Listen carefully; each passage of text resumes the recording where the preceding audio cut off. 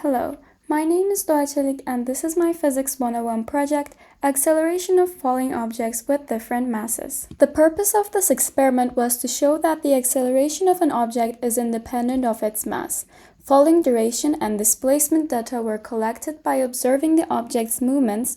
Acceleration and velocity values were calculated using the following formulas. Considering the Play-Doh container with dough in it as object A, we measure the object's mass using a balance with 0.01 grams precision.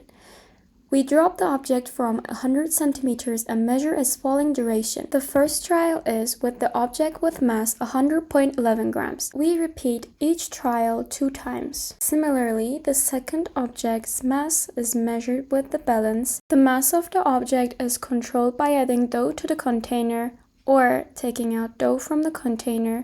The data for trial 2 is as follows. The falls are recorded to determine the displacement over time by a slow motion camera.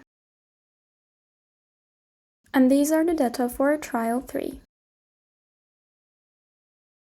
There were some errors in our data due to insufficient equipment and non-ideal environment. The errors could have been prevented by using more precise equipment, making it easier to read the displacement over time.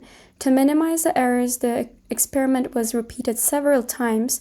However, except for the balance, the ruler had some erased parts on it, and the camera was not able to clearly detect the motion. Another solution for the errors can be repeating this experiment for a bigger object released from a higher point. This way the displacement should be more visible. Overall, although some data are not as consistent as expected, this experiment shows that acceleration was indeed independent of the object's mass and was dependent on other factors such as releasing speed, initial speed, rotation while moving, or environmental factors like people passing by the falling object. Trial 1 consists of the most inaccurate results among the 3 trials. It was observed that while falling, the object followed a trajectory slightly moving and rotating away from the ruler.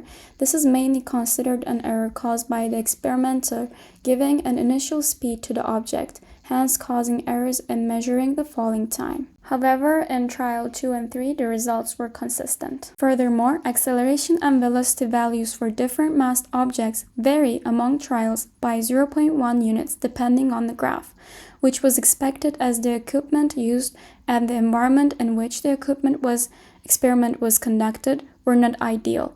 Although the graphs do not satisfy the values to be the same for each trial, the collected data is still precise. For each object, the duration of the fall differed by only 0.05 seconds, even though the mass of the object was up to 10 times higher. This shows that the change in mass did not affect the duration of the fall significantly. Thank you for listening.